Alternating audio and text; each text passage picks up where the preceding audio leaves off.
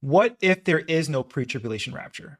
If the Lord came to you right now and says, I need you to endure until the end, will you do it? And think about it, because I've seen a lot of people online say, why would the Lord do this?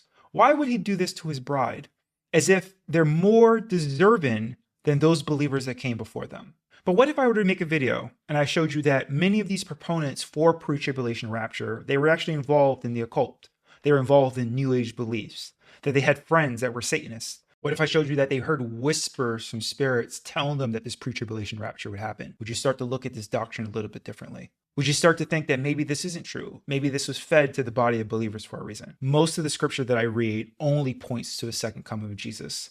And I see the illusion of a pre-tribulation rapture in very subtle places. But in order for me to make it true, I would have to read it into the passages. Because the reality is that if the pre-tribulation rapture is not true, we should be prepared to endure until the second coming of Jesus.